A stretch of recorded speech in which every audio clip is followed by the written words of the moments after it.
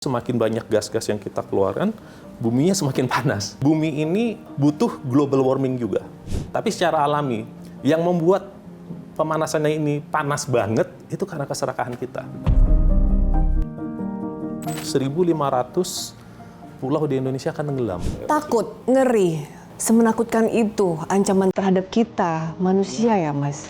Angkanya itu 8 juta per tahun yang meninggal akibat dari global warming yang berujung pada climate change itu. Manusia jumlahnya kan akan naik terus. 8 miliar, 9 miliar, dan tidak lama lagi akan 10 miliar. Dan dari 29% daratan ini, yang bisa kita tinggalin itu hanya sekitar 0, sekian persen. Air yang benar-benar fresh water yang bisa kita pakai untuk minum, untuk lain-lain itu hanya sekitar 0, sekian persen. Dan itu benar-benar hanya ada di danau, di sungai, di sumur, yang mana sungainya kita taruh sampah juga. Lah, terus kita mau hidup di mana? Kalau kita begini terus, sudah pasti kita akan punah.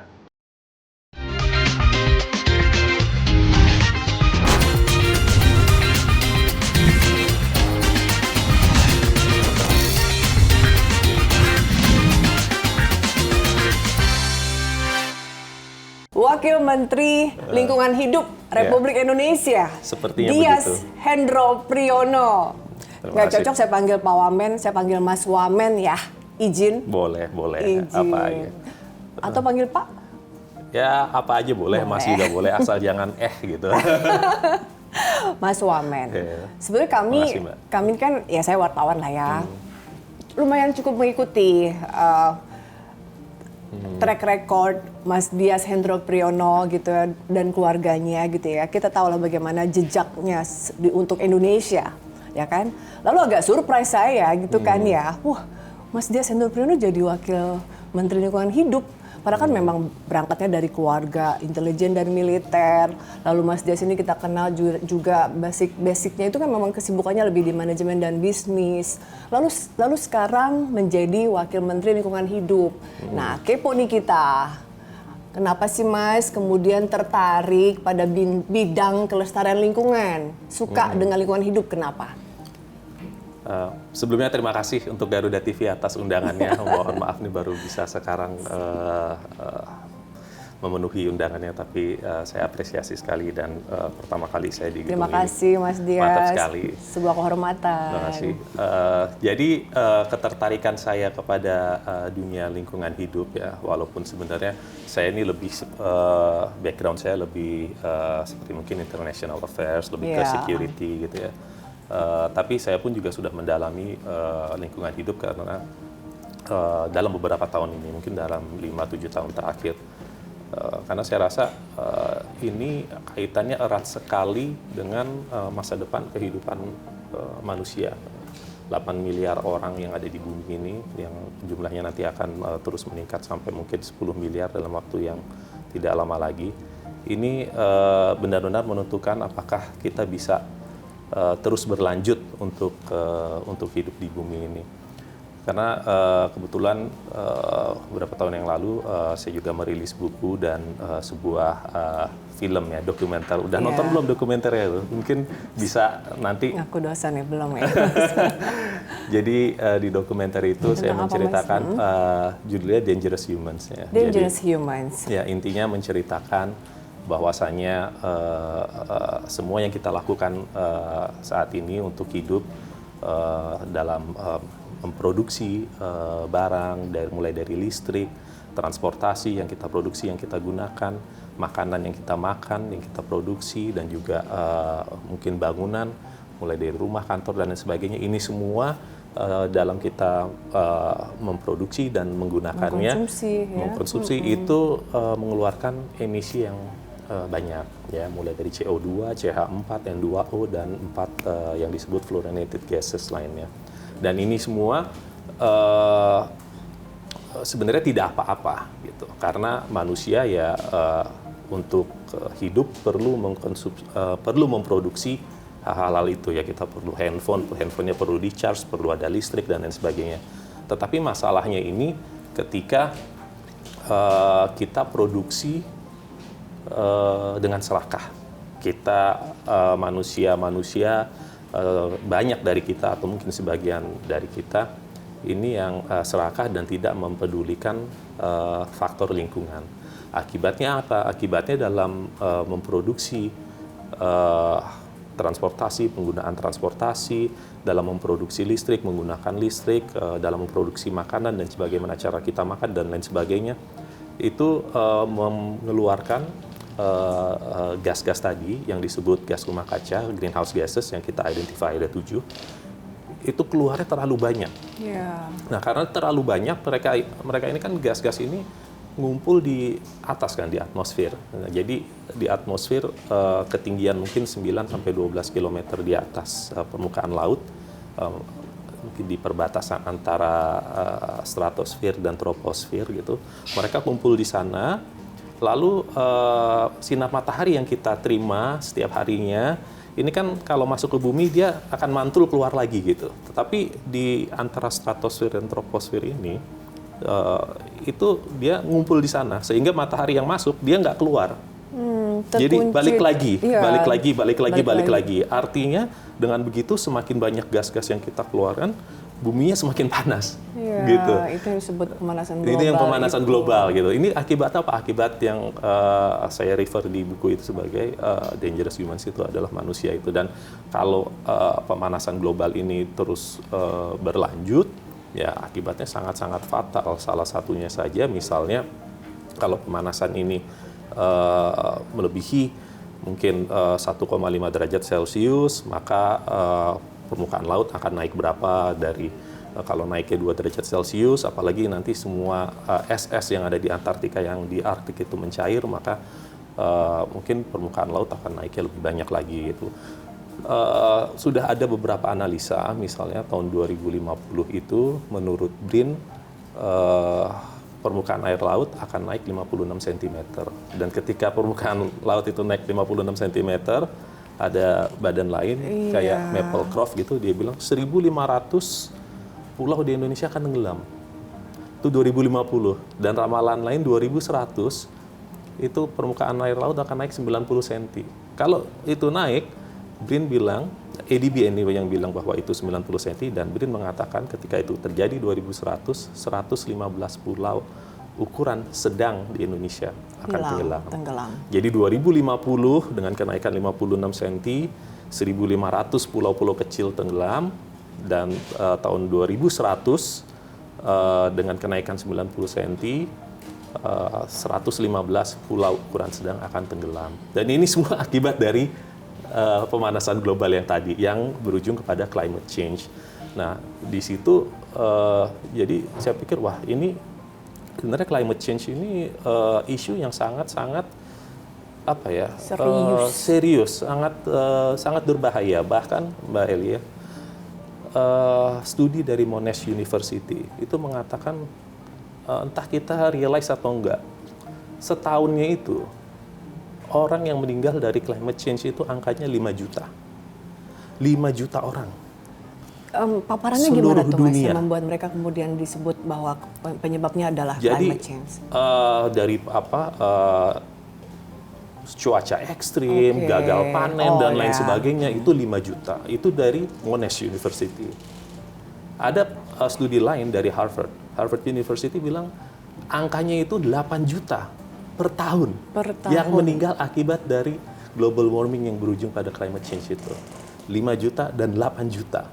Dan saya, kalau kita bandingkan ya, ini dengan segala hormat bukan berarti kita menyepelekan disaster lain ya.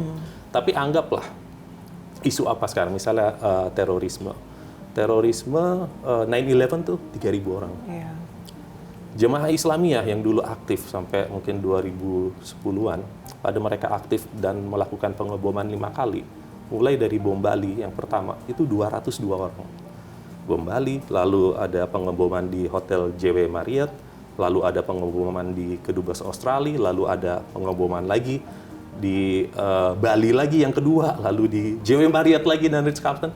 Itu setiap pengeboman, yang pertama 202 orang.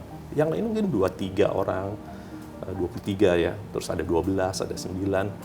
Again, bukannya saya mengatakan bahwa itu sepele, tapi kalau dibandingkan 5 juta dan 8 juta, Padahal terorisme ini punya badan sendiri. Ada Densus, ada BNPT, dan lain sebagainya. Ini climate change 5 juta sampai 8 juta orang per tahun. Bahkan kalau kita lihat perang, setelah Perang Dunia Kedua, all major wars after World War II ya, mulai dari Korean War, perang di Afghanistan, perang di Irak, perang di Yaman, perang di Syria, semua di total itu masih di bawah 4 juta. Bahkan Gaza sekarang 72.000. Dan itu tidak per tahun. Bukan berarti saya mengatakan bahwa kita tidak peduli dengan itu, bukan. Saya hanya mengatakan 5 juta, 8 juta itu sangat angka yang sangat-sangat besar. Dan ini persoalan sangat serius. Mas, penjelasan Mas Wamen tadi membuat saya nggak nafas, tegang, takut, ngeri. Semenakutkan itu ancaman terhadap kita, manusia ya Mas? Betul. Karena climate change ini. Betul. Iya kan? Betul. Dan saya juga jadi paham kenapa kemudian Dias Hendro Priyono diangkat Presiden menjadi Wakil Menteri Lingkungan Hidup. Ya Mas, tadi menjelaskan dengan sangat jelas, dengan data, sangat menguasai. Mas, ini perlu kita concern banget ya tadi yang Mas sampaikan. Bagaimana kemudian Mas Wamen bilang, ini tuh benar-benar ancaman yang harus kita semua, ya negara kita, Indonesia, juga tadi yang seperti Mas Wamen sampaikan, seserius beberapa negara lain yang seperti Amerika tadi, Mas. Apakah juga kita juga akan seserius itu dengan adanya Pak Wamen Lingkungan Hidup Dias Hendro Priyono di pemerintahan, Mas? Melihat situasi lingkungan saat ini. Insya Allah akan, ya karena kita juga mempunyai presiden yang juga sangat menurut saya concern dengan lingkungan, dan beliau menargetkan, beliau kalau bikin target kan selalu tinggi-tinggi itu. Misalnya aja permasalahan sampah lah, itu juga sangat terkait dengan emisi ya, karena sampah yang tidak terkelola itu akan mengeluarkan emisi CH4 yang luar biasa kalau didiamin saja. Jadi beliau pun juga menargetkan pengelolaan sampah tahun 2025 kemarin itu 51% sudah terkelola. Tahun 5 tahun berikutnya 30 itu 100% harus terkelola. Jadi artinya itu target yang luar biasa Pak, karena selama ini ya sampah yang terkelola itu hanya 39%. Sementara beliau menargetkan 51% dan tahun depan 100%. Ya, 5 tahun berikutnya. 5 tahun berikutnya, maaf saya koreksi. Ternyata setelah kita teliti lagi tahun lalu, yang terkelola itu hanya sekitar 26%. Jadi tugas itu berat tugas, dong, ya Pak tugas Wamen. yang sangat-sangat berat. Tapi saya rasa ini untuk kemaslahatan bangsa harus kita jalani semua. Betul. Gitu. Tugasnya banyak nih soal climate change. Salah satunya tadi penanganan sampah juga ya kan, yang menjadi memang tadi ini kan hal-hal kritis ya, Pak Wamen harus segera dibereskan. Mas Wamen, lalu saya jadi berpikir waktu tadi saya cukup tertarik tadi yang Mas Wamen sampaikan terkait film dan buku yang Mas Wamen kan, Dangerous Humans ya. Ya kan. Ini kan seperti maaf ya Mas Wamen, kita membayangkan akhirnya kan Dangerous Human artinya manusia, karena perilaku kita sendiri sebagai manusia di bumi ini, justru kita menjadi orang yang sangat berbahaya untuk manusia lain. Seperti itu ya Mas Wamen? Untuk sesama kita Sesama sendiri. kita. Masalahnya hanya satu, keserakahan. Itu saja masalahnya. Karena kata satu, keserakahan ya dalam banyak hal ya. Nggak ada lain, hanya itu, hanya keserakahan. Kenapa? Karena kita ingin memproduksi semuanya secara berlebihan. Semuanya kebanyakan. Jadi kalau tidak ada keserakahan, saya rasa karena bumi ini butuh global warming juga. Karena kalau tidak ada global warming, bumi akan beku. Nggak ada apa makannya, ada gunung berapi, ada apa yang membuat bumi semakin panas dan supaya bisa kita tinggali gitu. Tapi secara alami itu harus secara moderate. Yang membuat pemanasannya ini panas banget itu karena keserakahan kita. Nah, ketika kita melawan alam, ini yang salah gitu. Artinya kita memproduksi makanan terlalu banyak, sia-sia. Karena di waktu kita produksi itu juga mengeluarkan gas juga, CH4. Kita memproduksi mobil terlalu banyak. Misalnya satu rumah punya 15 mobil gitu. Padahal mungkin kalau yang dibilang garasi aja nggak ada gitu misalnya. Terus listrik terlalu banyak dan dari fosil semua gitu, tanpa peduli terkait pengeluaran produksi CO2-nya yang terlalu banyak gitu. Jadi ini semua yang membuat bumi semakin panas. Padahal kalau kita lihat ya, nah ya, ini kan manusia diprediksikan jumlahnya kan akan naik terus. 8 miliar, 9 miliar, dan tidak lama lagi akan 10 miliar, mungkin akan turun sedikit, entah naik lagi, entah bagaimana. Artinya apa? Artinya akan ada lebih banyak manusia yang hidup di bumi, akan lebih banyak lagi kebutuhan untuk kita semua. Artinya apa? Produksi ini tadi bertambah dong, produksinya akan lebih banyak. Iya. Produksinya akan lebih banyak. Artinya kita akan lebih banyak butuh lahan untuk tinggal. Kita akan lebih banyak butuh air untuk kita konsumsi. Padahal apa? Kalau kita butuh lebih banyak makanan, artinya kita akan lebih banyak butuh apa? Sapi, kambing. Sapi itu kalau dia free range, berapa banyak lahan yang harus berikan untuk sapi. Padahal manusianya nambah lagi nih. Terus kitanya harus compete sama sapi. Itu baru sapi. Belum lagi misalnya persawahan, perkebunan untuk buah, untuk sayur. Kita akan nanam lagi lebih banyak lagi. Manusianya lebih banyak lagi. Padahal kalau kita lihat bumi ini, dari 510 juta kilometer persegi isi bumi ini, 70%-an ini laut.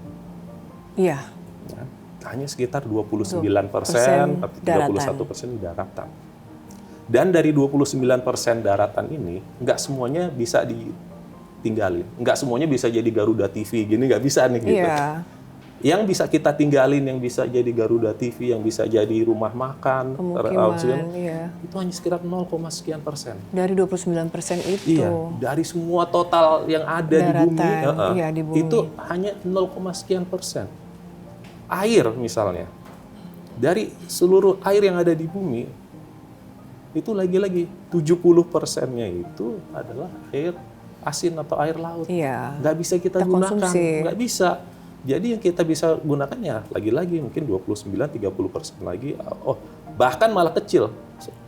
Dari situ, dari air yang ada, itu hanya sekitar mungkin 2% yang fresh water.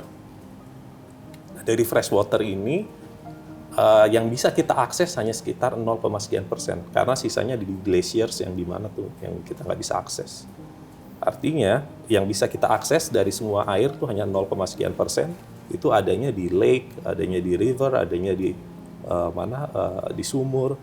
Tetapi kita lihat, Mbak juga lihat, sungainya kita taruh sampah. Pendangkalan. Nah, danaunya kita buang sampah. Padahal itu sumber air yang 0,sekian% itu yang bisa kita minum. Yang makin lama kita butuhkan karena manusianya makin banyak. Tapi kemudian makin hilang. Makin habis. Air yang benar-benar fresh water yang bisa kita pakai untuk minum, untuk lain-lain itu hanya sekitar 0,sekian%. 0, ya, jadi sedikit sekali. Dan itu hanya ada yang benar-benar hanya ada di danau, di sungai, di sumur, yang mana sungainya kita taruh sampah juga. Yang mana di danau, danaunya kita kasih sampah semua. Lah, terus kita mau hidup di mana gitu loh. Kita mau hidup di mana? Ini saya belajar juga nih, Mbak. Kalau Mbak lihat peradaban tertua, manusia pertama kali hidup berkelompok, apa yang bisa kita simpulkan? Mereka hidup di dekat sungai. Karena bergantung pada air. Karena bergantung pada air. Di Indonesia, Kerajaan Sriwijaya, di mana sungai apa? Sungai Musi. Kerajaan Majapahit di sungai apa? Sungai Berantas. Nggak ada zaman dulu, kita belajar dari history, nggak ada peradaban manusia tuh maunya jauh dari air. Nggak mungkin. Karena apa? Karena kita butuh air. Kita butuh air untuk hidup. Mulai dari Harappa di India, di Indus Valley, di Mesopotamia, di Ancient Egypt, di Indonesia, Sriwijaya, lalu di Majapahit, dan lain sebagainya, pasti dekat sungai. Di Cina pun juga gitu, dekat Yangtze River. Jadi, apa yang mau saya katakan? Yang mau saya katakan adalah, sejarah telah mengatakan, memberi kita pelajaran bahwa kita harus hidup dengan air. Maka dari itu, manusia hidupnya di samping air. Kalau sekarang kita ke sungai, kita buang sampah di sungai, itu adalah bunuh diri. Sekali lagi saya kasih tahu, kalau kita ke sungai, lalu kita buang sampah di sungai, artinya kita itu bunuh diri. Sekarang Anda adalah Wakil Menteri Lingkungan Hidup. Anda tahu situasi bumi kita, situasi lingkungan kita sedang dalam suatu kondisi kritis. Pak Wamen, sampaikan kepada kami, kalau melihat bagaimana manusia, warga Bapak, ini sendiri mungkin tadi yang Bapak bilang, serakah-serakah nih kita pada lingkungan, ya kan? Kita tidak wise pada lingkungan. Artinya kan kami butuh pemimpin, pemerintah yang memberikan kebijakan dan aturan sehingga kami itu diatur, Pak Wamen. Ya udah, karena kalian serakah-serakah, ini pemimpin memberikan aturan, kalian nggak boleh serakah, kalian harus begini pada bumi, pada lingkungan. Pak Wamen, kebijakan apa saja yang sudah Pak Wamen berikan kepada kami warga agar bumi kita ini bisa dijaga, paling tidak dalam kondisi kritis tadi kita kurangi, Pak Wamen. Jadi sebenarnya kuncinya ada beberapa ya, tapi yang dua mungkin. Yang pertama kita harus raise awareness juga ya. Raise awareness kepada masyarakat. Karena mungkin begini, isu climate change ini seperti tadi yang saya sudah katakan bahwa isunya ini sangat penting dan sangat sangat devastating, sangat damaging gitu ya. Urgent, darurat. Urgent ya, tetapi emergency ya. Entah kenapa banyak yang apa namanya itu, acuh tak acuh atau apa ya gitu ya. Cuek ya gitulah ya. Di Amerika saja Al Gore itu wakil presiden Amerika, dia sudah menjelaskan mengenai climate change ini mungkin udah for the last 20 years. Iya. Tapi sampai sekarang justru malah Amerika roll back gitu. Di Indonesia Pak Emil Salim itu sudah bicara ini mulai mungkin 1980-an. Sejak zaman Orde Baru. Ya, 1970, 80-an mungkin lah. Kita 2025. Ya, udah kalau beliau bilang kita tahun. belum ngapa-ngapain. Dan ini juga terjadi di negara-negara lain seperti itu. Sudah banyak, tetapi sudah diberitahu. Al Gore itu udah sampai presentasinya, sampai keluar dari presentation slides-nya gitu-gitu. Angka-angkanya kan naikkan suhu temperatur segala macam gitu. Tapi waktu itu saja orang melihat, wah gitu. Setelah itu ya udah kendor lagi. Ya udah kayak, oh ya gitu doang ya kan. Ya, tapi jadi sekedar lewat aja gitu. Dan itu saya rasa yang pertama, kalau tadi bagaimana caranya ya, kita bagaimanapun juga harus tetap increase awareness supaya semua orang ini tahu bagaimana urgentnya isu ini. Dan yang kedua tentunya penegakan hukum. Penegakan hukum artinya ya tidak ada toleransi lagi untuk yang melawan atau merusak lingkungan. Saya rasa itu kuncinya sih.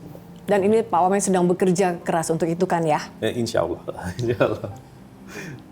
Pak Wamen tadi ya soal penegakan hukum. Lalu Pak Wamen, kita sudah cerita bagaimana tadi bagaimana kita sedang menghadapi kondisi emergensi. Pak Wamen, tadi Pak Wamen bilang kan, kita tuh masih abai gitu.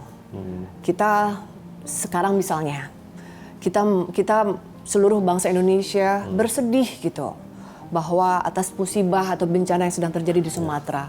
Wah. Karena pembalakan liar, karena penebangan liar yang masif ya kan, karena illegal logging atau karena bagaimana kemudian alih fungsi lahan yang sangat masif, dan karena tadi berangkat dari keserakahan. Ini kan kondisi kita sekarang tuh sebetulnya tadi ya. Ya kan, kita sedang bunuh diri, kita sedang sedih terhadap bencana di Sumatera. Tapi kemudian kita sendiri awareness itu yang menurut yang tadi Pak Wamen sampaikan, sebenarnya kita karena ini kan kayak membunuh pelan-pelan ya Pak Wamen. Selama masih bernafas di bumi, kemudian ya udah kita merasa bahwa oh udahlah itu kayaknya masih lama. Kita nggak ngerasakan impact-nya secara langsung. Gitu ya Pak Wamen ya. Nah, gimana Pak Wamen menghadapi situasi kita saat ini? Ya, mungkin terkait Sumatera, saya turut berduka cita juga ya, sesungguhnya, karena sekarang sudah berapa, 1.183 atau 87 orang meninggal. Itu suatu hal yang tidak bisa kita anggap remeh gitu. Bahkan every life matters, every life counts gitu ya. Tapi kalau kita lihat kejadian Sumatera itu sebenarnya apa ya? Mungkin causesnya itu ada beberapa ya. Mungkin yang pertama first and foremost itu anomali cuaca. Jadi dari tadi kita bicara mengenai climate change.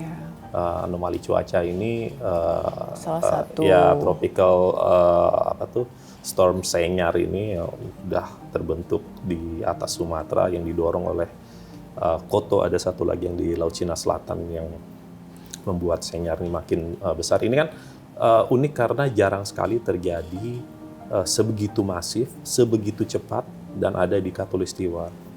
Nah, ini yang menyebabkan curah hujan yang di Aceh 250 mm, di Sumut 200 dan di Sumbar itu mungkin 150 sampai 200 mm per hari dan miliaran meter kubik air yang keluar pada tanggal 24 sampai 27 November yang lalu. Maksud Pak Omid, situasi kemarin itu ini pertama kalinya terjadi semasif ini sepanjang kita hidup. Dan jarang masuk ke ekuator.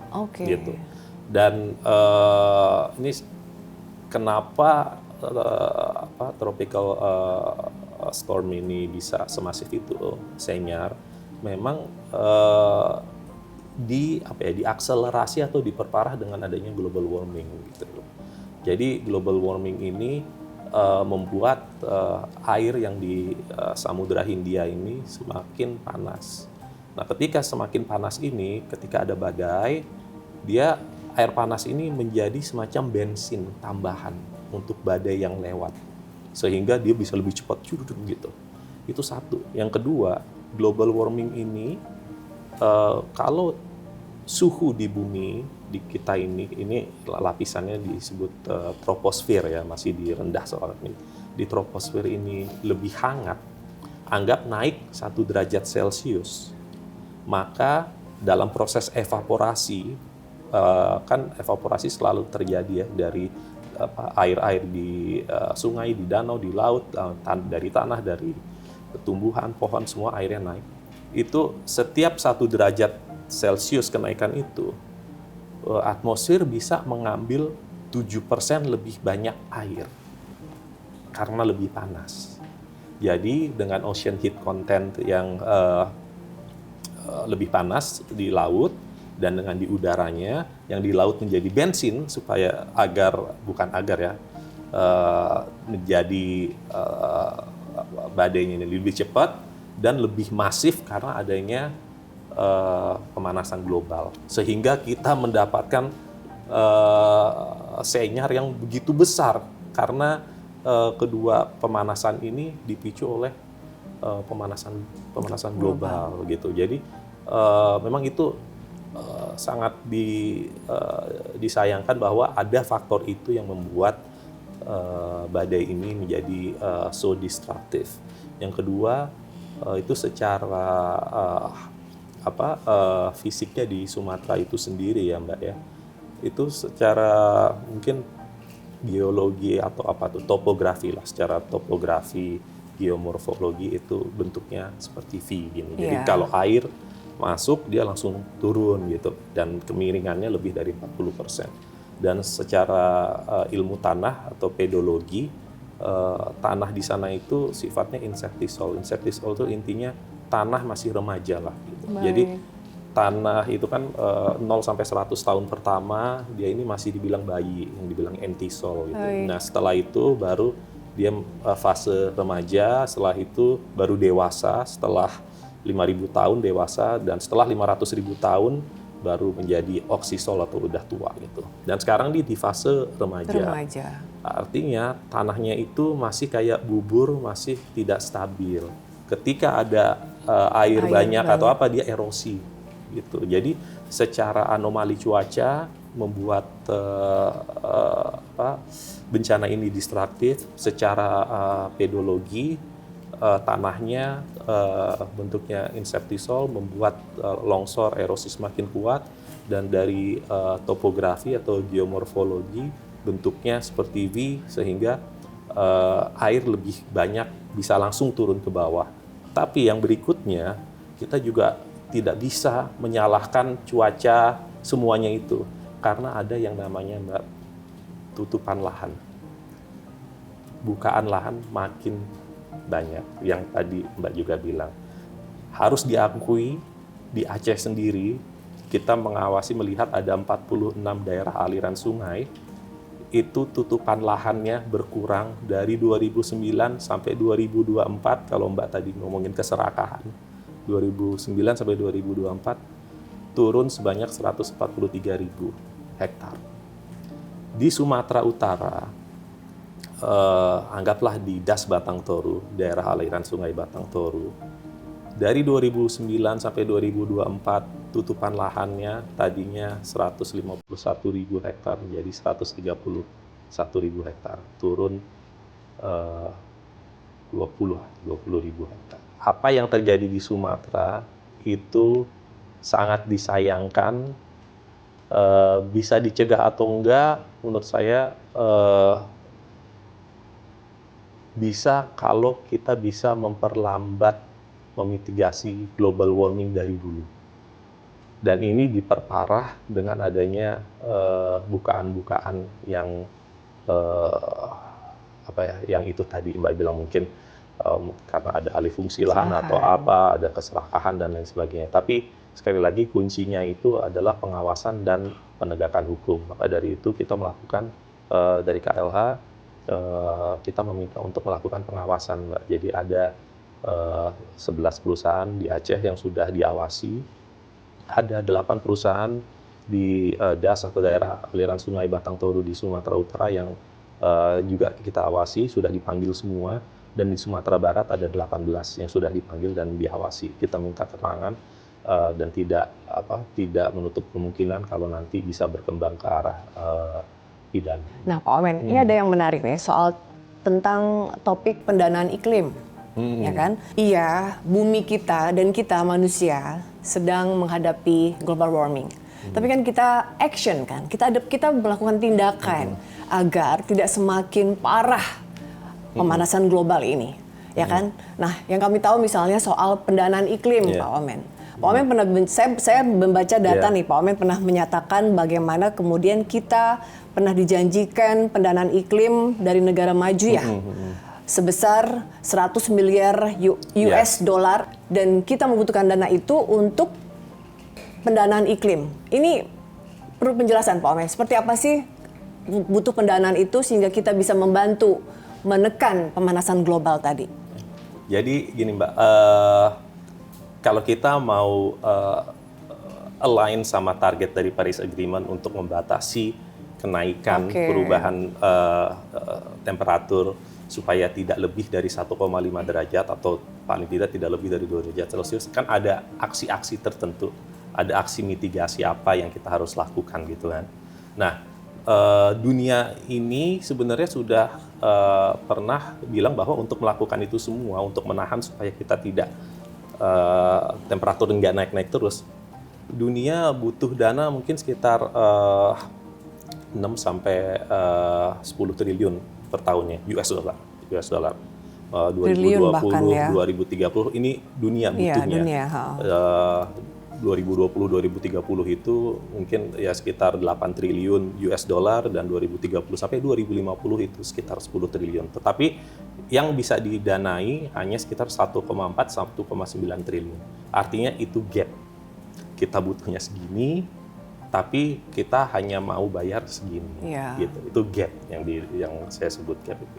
Nah, Indonesia sendiri bagaimana? Indonesia sudah mengakses, sudah mengevaluate, dan kita sudah melaporkan ke UN, tepatnya UNFCCC yang membawahi masalah climate. Kita butuh dari 2020 sampai 2030 itu pendanaan sekitar 4.679 triliun. Anggaplah 4.700, artinya 470 triliun per tahun sampai 2030, 470 triliun. Tetapi kita baru bisa mengalokasikan sekitar 76 triliun per tahun. Artinya di situ ada gap. Ya, di dunia ada gap, di Indonesia ada gap. Butuhnya 470 per tahun, baru bisa 76. Maka dari itu dunia atau UN ini tahu bahwa negara-negara ini perlu duit. Jadi dia ngumpulin negara-negara maju atau yang disebut bahasa teknisnya negara Annex 2 untuk membantu negara-negara non-annex. Jadi negara maju kumpulin duit dong. Buat apa? Buat kita kasih negara-negara berkembang seperti Indonesia. Nah, waktu itu pernah ada perjanjian atau kesepakatan lah, bukan perjanjian. Tahun 2009 di COP 15 itu di Copenhagen, itu di Denmark. Itu bilang bahwa kita kasih negara-negara berkembang ya, negara maju ya, kamu ke semua kasih ya, berapa 30 miliar dolar untuk 2010 ke 2012. Nah, lalu 100 miliar dolar dari 2010 ke 2020 per tahun. Baik. Per tahun itu janjinya, kesepakatannya 100 miliar dolar untuk menutupi gap yang tadi gitu. Tetapi nggak pernah terrealisasi. Baik. Itu jadi harusnya per tahun dunia dapat negara-negara berkembang dapat dari negara maju 100 miliar dolar per tahun untuk 10 tahun setiap tahunnya. Tapi nggak pernah terjadi, hanya terjadi 1 tahun aja. Lalu ngumpul lagi nih 2024 ya, ngumpul lagi bilang oke deh yang kemarin kan nggak terjadi nih. Sekarang ngumpul lagi kita kasih ya 1,3 triliun dolar. Wah. Lebih tinggi kan? Iya. Wah, diprotes akhirnya kesepakatannya enggak deh 300 miliar dolar aja.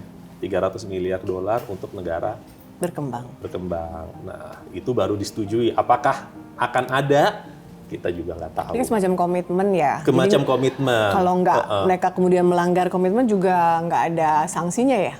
Iya kan? Nggak ada, nggak ya kita nggak bisa ngapa-ngapain juga. Tapi itu kesempatan untuk negara berkembang untuk menagih komitmen. Tapi intinya kita pun juga nggak tinggal diam. Kita sejak 2019 punya badan namanya BPDLH, Mbak. BPDLH itu yang dibentuk oleh pemerintah Republik Indonesia lah ya, untuk mencari dana asing karena tadi ada gap, kita butuh 470 triliun dan yang dianggarkan hanya mampu 76T. Kita mencari-cari dari luar dan dapat gitu. Jadi BPDLH ini dapat beberapa pendanaan dari luar dikelola untuk Indonesia dan sudah dapat dari Norwegia sebanyak 216 juta dolar. Lalu ada pendanaan lagi Forest Carbon Fund, Biocarbon Fund, dan terakhir dari Green Climate Fund. Ini semuanya Green Climate Fund terakhir 103,8 juta karena dibilangnya kita bisa menurunkan emisi dengan hutan-hutan kita sebanyak 20 juta ton CO2. Jadi BPDLH ini Indonesia Environment Fund yang tugasnya untuk mencari dana ini. Dan saya rasa perlu di-note juga kita dapat angin segar juga. Karena Pak Prabowo ini beberapa saat yang lalu masuk ke BRICS. Ya kan, masuk ke BRICS, kita menjadi salah satu member dari BRICS. Dan saya pikir tadi kan, wah BRICS ini fokusnya biasanya ekonomi dan juga monetary system, perbaikan, reformasi dari monetary system. Apa hubungan sama lingkungan hidup? Ternyata saya pernah menghadiri meeting BRICS ya di Brasilia, itu ada terkait lingkungan hidup juga. Dan di BRICS itu ada satu bank yang memberikan pendanaan iklim, sehingga kita bisa mengakses. Artinya apa? Artinya dengan Pak Prabowo punya pikiran untuk Indonesia masuk BRICS, kita mempunyai kesempatan lebih besar untuk mendapatkan pendanaan yang lebih banyak untuk mendanai perubahan iklim kita gitu. Jadi artinya saya bilang tadi, kita nih mendapatkan angin segar dari kebijakan presiden gitu. Jadi kabar baik sekali untuk kementerian kita gitu. Pak Omen, ini saya dapat data. Tapi Pak Omen, benar nggak sih bahwa Indonesia ini adalah negara penghasil sampah terbesar kedua di dunia? Sampah makanan mungkin. Sampah domestik ya, sampah yang kita konsumsi ya. Ya, jadi mungkin kalau itu yang sampah makanan ya. Sampah makanan. Kalau sampah jadi gini. Sampah yang kita produksi per tahunnya di Indonesia itu jumlahnya 56,63 juta ton per tahun. 56, ya, jadi Bantar Gebang aja ini 7.500 setiap harinya gitu ya. Dan itu belum menghitung sampah yang sudah tertumpuk di setiap TPA di seluruh Indonesia dari Sabang sampai Merauke, karena di situ sudah ada mungkin 1,7 miliar ton di situ. Dan dari 56 juta ton yang ada, yang masuk terus setiap tahunnya, yang tadi kita bahas hanya 26% yang terkelola, sisanya nggak tahu lah kemana. Jadi yang tadi Pak Wami bilang yang buat dangkal sampah, dangkal sungai, danau, dan lain-lain. Nah, terkait sampah makanan itu dari 56,63 juta ton yang kita produksi, itu sekitar 39%-nya itu sampah makanan. Jadi ironis bahwasanya kita ingin menegakkan menciptakan ketahanan pangan, ingin memberi makan ke semua rakyat Indonesia, tetapi sampah makanannya besar. Kita serakah, tapi kita membuang-buang ya Pak Wamen. Itu dia. Dan jumlahnya tadi benar yang kata Mbak sampaikan tadi, memang itu menurut, kalau nggak salah itu di Economist. Di Economist bilang bahwa nomor 1 tuh sampah makanan terbanyak atau yang dibilang food waste. Paling banyak itu Arab. Dan kita kedua. Arab kita kedua. Tetapi kalau dari UNEP Food Waste Index, kita bukan kedua sebenarnya, tapi masih dalam 10 negara terbesar yang food waste-nya banyak. Dan itu bukan sebuah prestasi, itu sebuah aib yang kita nggak usah bangga gitu ya. Wah, 10 besar, malu. Jadi mau kedua, mau ke 10, mau ke berapa, yang jelas bukan prestasi, sampah makanan kita ini sangat-sangat banyak. Dan maka dari itu kuncinya yang kembali lagi bahwasanya pengelolaan harus kita lakukan, bagaimana cara supaya sampah ini tidak masuk dan tidak tertimbun di TPA. Tetapi yang paling urgent lagi, karena kalau udah tertimbun di TPA, dia nanti mengeluarkan gas CH4 lagi, metana, dan ngumpul lagi yang tadi di stratosfer, troposfer, menjadi global warming. Tetapi bagaimana caranya kita di hulunya? Ya, lagi-lagi teman-teman bisa apa? Ya makan jangan terlalu dimulai banyak. Dari kita semua masing-masing dari hulunya. Kalau mesen makanan yang mau bisa dimakan aja. Jangan begini nih lapar mata, apalagi habis puasa ya. Cara hidup kita guys, ya kan? Gitu, ntar yang habis puasa lama seharian, aduh lapar mata, semuanya dipesan. Habis itu tinggal dibuang. Nah, itu lebih baik ya, mungkin pikirannya, wah ntar kalau mesennya lama nih, mulai pesennya dari jam 5 sore udah tiba-tiba nggak habis. Nah, itu yang membuat semakin lama sampah makanannya semakin numpuk. Tapi terkait sampah makanan ini saya juga ada yang saya kan sudah melakukan kunjungan nih Mbak ke beberapa SPPG untuk melihat bagaimana ini makan bergizi gratis ini, pengolahan sampah makanan. Nah, ketika saya berkunjung ke salah satu SPPG ini di Labuan Bajo, namanya SPPG Gorontalo ya. Don't ask me kenapa SPPG Gorontalo kok ada di Labuan Bajo. Pokoknya ada itu namanya. Mungkin Gorontalo cabang Labuan Bajo lah, nggak ngerti itu. Tapi saya ke situ. Ini saya nggak kasih tahu mereka, tapi mereka nonton ntar bingung deh. Oh, Pak itu sidak ya? Enggak sidak. Saya ke sana, saya tuh udah mau ngasih ini komposter. Oke. Komposter tuh kayak ember untuk mengelola sampah makanan. Sampah makanan nanti dia turun air lindinya kita buang dengan baik, ntar bisa jadi kompos gitu ya. Itu saya udah bawa. Nah, terus saya keliling itu SPPG Gorontalo, saya tanya-tanya, ini sampah makanannya gimana?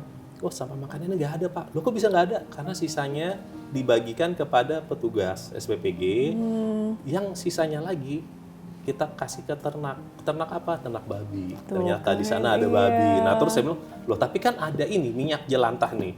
Kan nggak boleh lagi dong dimasak-masak terus dong. Terus diapain? Terus diapain?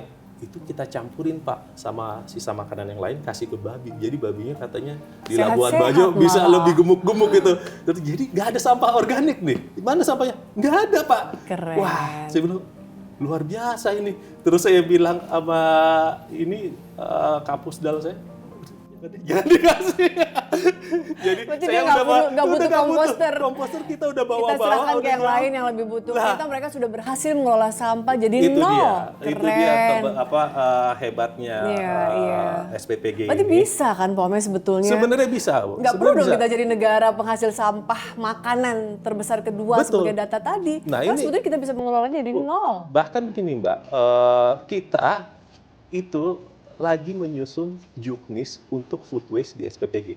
Ya. Juknisnya kita lagi susun, juknis untuk pengelolaan air limbah kita lagi susun. Pas saya ke sana itu kan belum jadi. Tapi saya lihat loh kok udah dikelola dengan begini. Air limbahnya sudah ada 3 kolam resapan, sudah ada grease trap. Sampai yang food waste tadi kan Iya, saya heran masih juga. makan hewan Kalau gitu ternak. buat apa juknisnya lagi? Udah nggak perlu lagi dari kita, mereka udah ngerti sendiri. Jadi contoh. Jadi contoh. Jadi percontohan kepada SPPG yang lain. Betul lah. Pak Nanti Wamen. mungkin dari Pak BGN, ini BGN. kepala BGN ini mungkin bisa ngelihat MBG mana yang bagus mengelola sampah dan yang tadi Mbak bilang bisa dijadikan contoh kepada SPPG yang lain. Jadi menurut saya ini program dari Pak Presiden yang luar biasa, memberikan makan ke puluhan juta anak, tetapi dilakukannya dengan cara yang dengan cara-cara yang baik dan tidak tidak menyisakan masalah lain gitu. Iya. Karena ya itu tadi saya ke sana, wah, nggak ada. Tadi juknis belum jadi. Kok udah tahu caranya gimana gitu. Ternyata begini, kalau kita niat melakukan apa-apa, Bisa. nggak usah dikasih tahu caranya, Iya. nggak usah disuruh-suruh, Manusia itu bisa pinter juga kok. gitu. Iya. Kemauan. Jadi asalkan mau aja gitu, asalkan mau. Ini kan karena survival juga kan. Jadi mereka pikir wah, ntar sampahnya gimana ngelolanya, ya udah bawa pulang aja deh. Yang ini gimana? Ya udah kasih babi aja deh gitu kan. Jadi nol. Iya, jadi udah Bisa. ada gitu. Jadi nggak usah mana ini belum jadi nih, juknisnya nggak ada, mana nggak ada sanksi sih, nggak ada ini.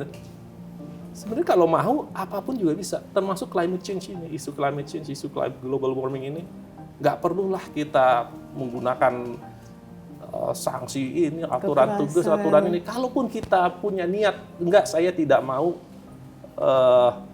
merusak lingkungan, enggak saya mau merawat lingkungan dengan baik, nggak usah ditakut-takutin apa-apa, nggak usah ada sanksi apapun juga, orang nggak akan serakah juga gitu. Orang akan melakukan semuanya dengan baik gitu. Contohnya SPPG itu. Iya. Gitu. Masya Allah, sebetulnya tadi yang Pak Wamen sampaikan, dimulai dari diri Diri kita kita sendiri, ya. masing-masing, dimulai dari cara kita, Ya. perilaku kita. Andai kita semua tuh wise, kita semua punya wisdom pada lingkungan, ya kan? Bagaimana cara hidup kita sehari-hari, tuh sudah bisa kita mulai dengan menjaga agar pemanasan global ini ya Pak Wamen tidak semakin mengkhawatirkan, dan kita tadi ya Pak Wamen ya, yuk kita mau hidup ribuan tahun lagi kan Pak Wamen ya, Pak Wamen. Makanya ini saya tadi sampaikan, bagaimana sebetulnya anak-anak muda Gen Z kan by data Pak Wamen. Mereka tuh peduli, mereka paham tentang yang tadi Pak Wamen sampaikan, bahwa kondisi bumi dalam kondisi kritis. Mereka sampai ada yang sampai anxiety menghadapi bagaimana kemudian ternyata kita tinggal di bumi yang sedang dalam kondisi sakit. Artinya Pak Wamen ini semacam ya kita butuh kesimpulan akhir dari Pak Wamen deh, dari diskusi kita hari ini yang sangat berdaging, Pak Wamen. Ya saya udah nggak bisa bilang apa-apa lagi kecuali memang sangat tepat apa yang Mbak sampaikan tadi, bahwa semuanya dimulai dari diri kita sendiri. Saya rasa kalau kita semua ini disiplin, kita semua ini sadar ya, mungkin sadar bahwa kita itu hidup butuh oksigen, kita itu hidup butuh air, tidak akan kita membakar sampah sembarangan. Karena membakar sampah sembarangan itu memproduksi dioksin, memproduksi racun, dan mencemari oksigen yang harus kita hirup. Kalau kita tahu dan sadar bahwa kita hidup ini perlu namanya air bersih, kita tidak akan buang sampah ke sungai gitu, tidak akan gitu. Karena itu sumber kehidupan kita gitu. Mau gimana lagi gitu? Kita mau belajar dari mana lagi kalau nggak kita belajar dari nenek moyang kita gitu. Nenek moyang kita sudah mengajarkan hidupnya kita perlu sungai, kita perlu air, ya kita perlu udara bersih. Tapi kalau udara bersih itu banyak polutannya, banyak PM2.5-nya, banyak mikroplastiknya atau bahkan nanoplastiknya, dengan penggunaan plastik yang tidak bertanggung jawab gitu, ya sudah pasti kita akan punah, tidak mungkin. Ini kalau kita begini terus sudah pasti, bukannya apakah, tapi sudah pasti. Hanya tunggu waktu aja berapa cepat. Kalau kita begini terus mungkin lebih cepat. Kalau kita berubah-ubah sedikit-sedikit mungkin sedikit lama, tapi pasti akan punah. Tegang terus nih sepanjang ngobrol sama Pak Wamen. Pak Wamen, intinya sih tadi yang Pak Wamen tadi benar sekali kata Pak Wamen. Sebetulnya yang dialog obrolan kita sekarang nih Pak Wamen, kan banyak yang bilang, klise lu. Ini tidak klise Pak Wamen ya. Ini tuh adalah kita sedang menghadapi ancaman yang nyata ya Pak Wamen ya. Sangat nyata. Ya, jadi ini tidak klise. Ya. Jadi betul-betul yuk dimulai dari kita ya Pak Wamen ya. Tapi Pak Wamen tadi saya jadi lalu berpikir Pak Wamen, kalau kita semua, setiap kita punya kesadaran yang tadi Pak Wamen sampaikan, alhamdulillah ya Indonesia kita di bumi dan di dunia bisa hidup lebih panjang. Terus lalu saya berpikir, wah berarti Pak Wamen nggak punya kerjaan nih, tugas Wakil Menteri Lingkungan Hidup ya Pak Wamen ya. Tugasnya selesai. Tugasnya selesai ya Pak Wamen. Kalau kita semua sudah bijaksana pada lingkungan. Wakil Menteri Lingkungan Hidup, Dias Hendro Priyono. Terima kasih sudah memberikan kesadaran yang sangat penting buat kita bersama, bahwa kita semua harus betul-betul aware bahwa kita sedang menghadapi ancaman yang nyata, pemanasan global dan kerusakan bumi, dan kita semua harus mulai sadar untuk merubah perilaku kita sebagai manusia. Terima kasih. Terima kasih Pak Wamen.